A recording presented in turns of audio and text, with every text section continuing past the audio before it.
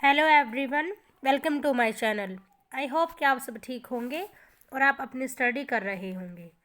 तो आज की जो हमारी वीडियो है ये CDP child development and pedagogy topic number 7 करेंगे। आज हम gender as a social construct, लिंग एक सामाजिक निर्माण के रूप में, हमारा ये टॉपिक रहेगा आज का। ये हमारा टॉपिक नंबर 7 है। इससे पहले 6 टॉपिक हम कर चुके हैं। 1 बाय 1 हम इसको कवर अप करेंगे CDP के हर चैप्टर को। तो आज ये हमारी वीडियो नंबर 7 है, टॉपिक नंबर 7 की। सबसे पहले हम बात करते हैं कि जेंडर होता क्या है। आपने सुना होगा मेल फीमेल, ठीक है। तो ये जेंडर क्या सिर्फ बायोलॉजिकल डिफरेंस ही जेंडर हम लेके चलते हैं? तो ऐसा नहीं होता है। इसके बारे में हम अच्छे से जान लेते हैं। देखिए, gender does not only refers biological differences. सिर्फ बायोलॉजिकल डिफरेंसेस नहीं है मेल और फीमेल के बीच में, उसको हम जेंडर नहीं मान सकते। But also to the social rules, behaviours and expectations that society creates for mans and womens. कि सिर्फ बायोलॉजिकल डिफरेंस ही जेंडर को डिफाइन नहीं करता है कि वो मेल है या फीमेल है। इसके अलावा सोशल रोल्स होते हैं, बिहेवियर्स होते हैं, एक्सपेक्टेशंस है, अपेक्षाएं होती हैं जो कि सोसाइटी क्रिएट करती है मैन और वुमेन्स के लिए अलग से। तो ये सब इन्वॉल्व हो जाता है जेंडर के अंदर। सिर्फ बायोलॉजिकल डिफरेंस को लेके हम नहीं चल सकते, हम जेंडर को बायोलॉजिकल डिफरेंस से डिफाइन नहीं कर सकते। तो ये सब आता है जेंडर में। आगे देखते हैं हम इसके बारे में। बायोलॉजिकल सेक्स वर्सेस जेंडर, इन दोनों में हम डिफरेंस जान लेते हैं कि क्या डिफरेंसेस है दोनों में। तो देखिए, सबसे पहले हम बात करते हैं इसके एस्पेक्ट की कि कौन कौन से टॉपिक पे हम बात करेंगे, बायोलॉजिकल सेक्स और जेंडर के बीच में क्या डिफरेंस है और टॉपिक हमारे क्या रहेंगे। तो सबसे पहले है बेस्ड ऑन कि बायोलॉजिकल सेक्स जो है वो किस पे बेस्ड है। तो जो बायोलॉजिकल सेक्स है, जो जैविक लिंग है, वो सॉरी, थोड़ा सा गला खराब है मौसम के चलते, इग्नोर करना सिर्फ इस बात को। मतलब फिजिकल और बायोलॉजिकल ट्रेट्स जो होती है इंसान की, उस पे बेस होता है बायोलॉजिकल सेक्स, जो कि हमारा फिजिकल रहता है, ये हमारा बायोलॉजिकल कंसेप्ट रहता है। सेकंड, लेकिन जो जेंडर है वो सोशल और कल्चरल एक्सपेक्टेशंस यहाँ पे इन्वॉल्व होती हैं जेंडर के अंदर। यदि हम इसके एग्जाम्पल की बात करें तो देखिए, एग्जाम्पल जो बायोलॉजिकल सेक्स में होगा उसमें हम कहेंगे मेल या फीमेल। वही हम जेंडर में बोलेंगे मस्कुलिन और फेमिनिन। तो यहाँ पे ये वर्डली है जो हम यूज, वर्ड्स हैं जो हम यूज़ करते हैं, ये हम यूज़ करेंगे बायोलॉजिकल जेंडर में और ये हम यूज़ करेंगे सिंपल जेंडर में।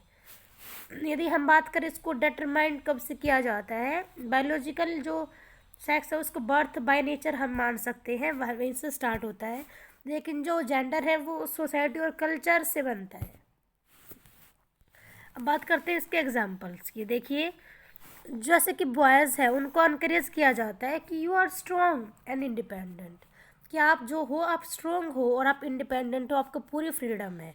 जैसे मान लीजिए कोई लड़का रो रहा है तो क्या बोला जाता है उसको कि अरे तू तो लड़कियों के जैसे क्यों रो रहा है, लड़के तो रोते ही नहीं है ना, लड़के तो स्ट्रॉन्ग होते हैं। तो ये क्या है, ये एक मतलब हम कहें तो ये पूर्वाग्रह है, स्टीरियोटाइप बना रखा है सोसाइटी ने कि लड़के स्ट्रॉन्ग है और लड़के इंडिपेंडेंट है। वहीं जो गर्ल्स है उनसे एक्सपेक्ट किया जाता है कि वो पोलाइट हो और वो केयरिंग हो।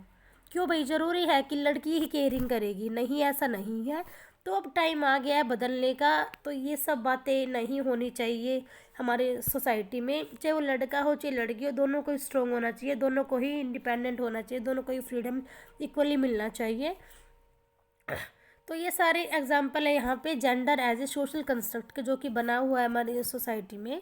तो we have to need to change this types of stereotypes in our society. यदि हम बात करें यहाँ पे और एग्जाम्पल्स की, एग्जाम्पल ऑफ सोशल कंस्ट्रक्ट, तो देखिए रेस है। रेस यहाँ पे क्या है कि ह्यूमन सेपरेट करते हैं, ग्रुप्स बना लेते हैं स्किन कलर को लेके, फीचर्स को लेके, कि भी जो इंसान स्किन कलर जिनका ब्लैक है तो वो उनको थोड़ा सा कम समझा जाता है सोसाइटी में। तो यहाँ पे ये भी एग्जाम्पल है सोशल कंस्ट्रक्ट के कि कैसे भेदभाव होता है, कैसे अलग अलग बांट दिया जाता है। सेकंड है मनी के बेस पे कि किसके पास ज़्यादा पैसा है, कौन अमीर है कौन गरीब है, इसके बेस पे भी बांट दिया जाता है। थर्ड है countries, according to countries differences, वहाँ पे भी एग्जिस्टेंस को लेके बात हो जाती है कि आप उस कंट्री से हो तो आप इस कंट्री से हो। सेकंड है जेंडर, कि मैन है या वुमेन है, कौन क्या काम कर रहा है, कि वो लड़का है लड़की है, तो इसके बेस पे भी बांट दिया जाता है हमारे सोसाइटी में। तो ये सब एग्जांपल्स हो जाएंगे सोशल कंस्ट्रक्ट के। इसके अलावा देखिए हम आगे बात करते हैं हाउ सोसाइटी कंस्ट्रक्ट जेंडर, कि सोसाइटी जो है वो कैसे कंस्ट्रक्ट करती है जेंडर को हमारी सोसाइटी में।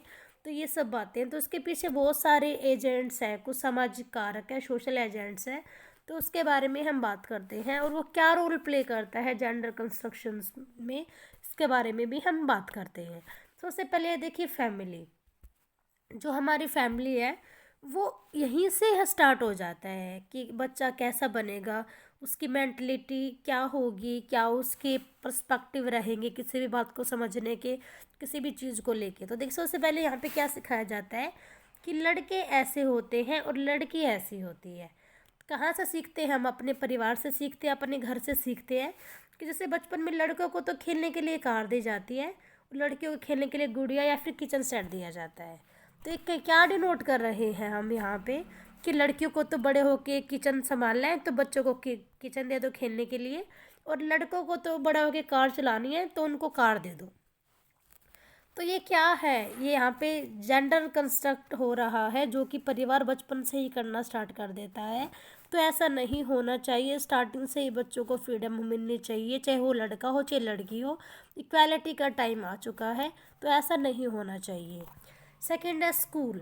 स्कूल में क्या होता है, जैसे बुक्स, टीचर्स और एक्टिविटी के मीडियम से यहाँ पे लिंग भूमिकाएं सिखाई जाती हैं कि कौन सा जेंडर क्या रोल प्ले करेगा। जैसे मान लीजिए कि एक रोल प्ले एक्टिविटी स्कूल में चल रही है, तो टीचर बोल देगा कि भगत सिंह का जो रोल है, शहीद भगत सिंह का जो रोल है वो ये लड़का करेगा, ये मतलब ये बॉय करेगा, और ये गर्ल जो है ये रानी लक्ष्मीबाई का रोल प्ले करेगी। तो यहाँ पे क्या हो रहा है, ये तो जेंडर रोल्स दिए जा रहे हैं जेंडर डिफरेंस को लेके। क्यों? मतलब ऐसा ज़रूरी है कि कोई लड़का ही भगत सिंह का रोल प्ले करेगा? ऐसा तो पॉसिबल नहीं है। क्यों क्या लड़कियाँ ऐसा नहीं कर सकती? तो ये डिफरेंसेस जो है इसको कम करना है कि चाहे लड़का हो चाहे लड़की, जो ज़्यादा अच्छा रोल प्ले करता है उसको रोल दिया जाना चाहिए। नेक्स्ट है मीडिया। मीडिया में जैसे आपने देखा होगा कि फिल्म में, एडवर्टाइजमेंट में, टीवी जो सीरियल्स होते हैं उनमें भी यहाँ पे एक अलग से ही इमेज बना दी जाती है कि हाँ मतलब ये लड़का ये रोल प्ले करेगा और ये लड़की ऐसा करेगी। मतलब ये यहाँ पे सोशल कंस्ट्रक्ट हो रहा है। नेक्स्ट है पीयर, साथी समूह जो हमारा होता है। यदि हम जो बच्चे होते हैं वो यहीं से अपने पीयर ग्रुप से सीखते हैं कि समाज में कौन सा व्यवहार स्वीकार्य है। इनको पता चलता है कि यहाँ पे कि लड़कों के लिए कौन सा बिहेवियर है और लड़कियों के लिए, लड़का लड़की के लिए बिहेवियर अलग से क्या डिफाइन किया गया है। तो यहाँ से अपने पीयर ग्रुप से ही बच्चा सीखता है, क्योंकि जो पीयर ग्रुप होता है वो भी एक पार्ट होता है हमारी सोसाइटी का। नेक्स्ट है यहाँ पे characteristics of gender as a social construct. तो देखिए इसके कौन कौन से यहाँ पे विशेषताएं होती हैं।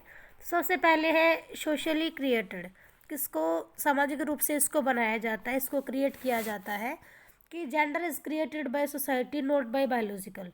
तो जेंडर है उसको सोसाइटी बनाती है, ना कि वो हमारा बायोलॉजिकल होता है। यहाँ पे नेक्स्ट है कल्चरली वेरिएबल, संस्कृति पर भी ये डिपेंड करता है कि जो gender roles differ across culture and time period. देखिए जो जेंडर रोल प्ले है कि हमारी क्या भूमिकाएं हैं, हम क्या करेंगे अपने कल्चर में, कल्चर के लिए, तो ये सब भी डिपेंड करता है हमारे कल्चर के ऊपर और टाइम पीरियड कि आप किस टाइम पीरियड में हमको अपना रोल प्ले करना है। तो ये सब भी यहाँ पे डिपेंड करता है। नेक्स्ट है चेंजेबल, कि इसको हम चेंज कर सकते हैं कि जेंडर जो है ये कोई डायनेमिक नहीं है, इसमें हम चेंज कर सकते हैं। सोसाइटी की नीड यहाँ पे चेंज हो सकती है, तो ये यहाँ पे ये वेरी करेगा कि सोसाइटी की नीड क्या है यहाँ पे, तो उसके अकॉर्डिंग इसको चेंज किया जा सकता है। नेक्स्ट है यहाँ पे लर्न बिहेवियर, कि ये सीखा गया व्यवहार है। चिल्ड्रन को जो बच्चा है वो क्या सीखता है कि लड़का या लड़की होने का क्या अर्थ है। कि how to behave as a girl और ए बॉय, कि हम कैसे हमको बिहेव करना है यदि हम लड़के हैं, फिर कैसे हमको बिहेव करना है यदि हम लड़की हैं। तो ये सारा एक लर्न बिहेवियर है जो कि हम अपनी सोसाइटी से सीखते हैं। नेक्स्ट है यहाँ पे जेंडर रोल्स, लिंग भूमिकाएं क्या क्या है। तो देखिए यहाँ पे gender rules are expectation society has about how mans and women should behave, कि यहाँ पे जो सोसाइटी है वो क्या अपेक्षाएं रखती है कि जो मैन है तो वो एज ए मैन बिहेव करे, जो वुमेन है वो एज ए वुमेन बिहेव करे। तो ये उनको उनके बिहेवियर के बारे में सिखाती है, उनके बारे में ध्यान रखने के लिए बाधित करती है, फोर्स करती है। तो यहाँ पे एग्जांपल्स की बात करें तो देखिए mans are expected to strong and assertive and decision makers, कि ऐसा माना जाता है कि जो मैन होंगे वो स्ट्रॉन्ग होंगे, असर्टिव होंगे और डिसीजन मेकर होंगे, कि खुद से वो अपना डिसीजन ले सकते हैं अपने काम को लेके। और वुमेन से क्या एक्सपेक्ट किया जाता है कि वो केयरिंग करने वाली हो, इमोशनल हो, सपोर्टिव हो। तो ये सब क्या है, ये सब सोशल एक्सपेक्टेशंस है, नॉट ए बायोलॉजिकल फैक्टर। ये बायोलॉजिकल फैक्टर नहीं है, ये हमारी सोसाइटी ने डिसाइड कर दिया है। तो क्या ऐसा करना ठीक है, ऐसा कुछ नहीं है। ये सब मतलब हम पढ़ते आ रहे हैं, हमने सोसाइटी में देखा है बाय प्रैक्टिकल। तो ये सब गलत है, ऐसा नहीं होना चाहिए। बॉय हो चाहे गर्ल हो, दोनों इक्वल हैं, दोनों को इक्वली लेके चले। जरूरी नहीं है कि लड़का ही स्ट्रॉन्ग हो, क्यों क्या लड़कियां स्ट्रॉन्ग नहीं होती। मेरा मानना तो ये है कि लड़कियां लड़कों से बहुत स्ट्रॉन्ग होती हैं। जितनी कैपेबिलिटी पेशेंस लड़कियों में होता है इतना लड़कों में नहीं होता है। और डिसीजंस जो होती हैं वो लड़कियां ज़्यादा अच्छी लेती हैं in the place of boys. तो ये डिफरेंसेस नहीं होना चाहिए हमारे सोसाइटी में। तो हम जेंडर इक्वालिटी की बात करें एजुकेशन में, तो कैसे ला सकते हैं हम जेंडर इक्वालिटी अपनी सोसाइटी में। तो देखिए education must break gender stereotype, सबसे इम्पोर्टेंट है एजुकेशन, क्योंकि एजुकेशन ही है जो एजुकेट करके हमारी सोसाइटी को इन सब स्टीरियोटाइप को, जो पूर्वाग्रह बने हुए हैं, इन सब को तोड़ सकती है। तो वो सिर्फ एजुकेशन ही इतनी पावर रखती है कि वो इन सब स्टीरियोटाइप्स को बिल्कुल जड़ से उखाड़ के फेंक सकते हैं यदि हम बोले तो। नेक्स्ट है equal opportunities for boys and girls, दोनों को ही समान अवसर दिए जाने चाहिए सीखने के लिए। हर हर जगह पे, हर स्टेप्स पे बिल्कुल इक्वल हम दोनों को मान के चले, तो जो ये स्टीरियोटाइप्स बने हुए सोसाइटी में धीरे धीरे वो अपने आप ही सारे ख़त्म हो जाएंगे। नेक्स्ट है teacher must use gender neutral language, जो टीचर है वो क्लास में, इवन स्कूल में ऐसे लैंग्वेज का यूज़ करे जो जेंडर न्यूट्रल हो, जो ये डिनोट ना करे कि हाँ ये बॉयज़ के लिए हो रहा है या फिर ये गर्ल्स के लिए हो रहा है। तो ऐसा टीचर ना करे। तो इन सब को ये ध्यान में रखा जाएगा तो टीचर एक अच्छा टीचर बनेगा और वो अच्छा से यहाँ पे बच्चों को सिखा पाएगा और इन स्टीरियोटाइप्स को दूर कर पाएगा। Next role of a teacher, teacher का क्या रोल रहेगा देखिए। Provide equal opportunities in class activities, दोनों को ही समान भागीदारी दी जाए क्लास में एक्टिविटी कराते टाइम। सेकंड है avoid statement likes boys don't cry and girls can't climb trees, कि इन सब बातों को अवॉइड किया जाए कि लड़के रोते नहीं हैं और लड़कियां पेड़ पे नहीं चढ़ सकती। तो ये सब डायलॉग्स क्या होते हैं, यही तो होती हैं जो बच्चों के माइंड में ये बात क्रिएट कर देते हैं कि लड़कियां कमज़ोर हैं और लड़के स्ट्रॉन्ग हैं। थर्ड है use examples that show both gender in all roles, कि टीचर ऐसे एग्जाम्पल दे बच्चों को कि जो बच्चों को ये लगे कि जेंडर चाहे जो भी हो, चाहे मेल हो चाहे फीमेल हो, दोनों ही हर रोल प्ले कर सकते हैं। ऐसा टीचर यहाँ पे लेके चले अपनी करिकुलम में, अपनी क्लास एनवायरनमेंट में। नेक्स्ट है इम्पोर्टेंस फॉर सोसाइटी, कि ऐसा करने के लिए इम्पोर्टेंस क्या होगी, समाज का महत्व क्या रहेगा कि वो प्रमोट करे जेंडर इक्वालिटी को और वो रिस्पेक्ट करे हर जेंडर के, चाहे वो मेल हो चाहे फीमेल हो। तो यहाँ से प्रमोट कर सकता है हमारा समाज, हमारी सोसाइटी और हम सब। सेकेंड है रिड्यूस डिस्क्रिमिनेशन एंड बायस, जो डिस्क्रिमिनेशन, जो भेदभाव पनप रहा है हमारे सोसाइटी में, तो उसको कम किया जाए, इन बायस को और डिस्क्रिमिनेशंस को।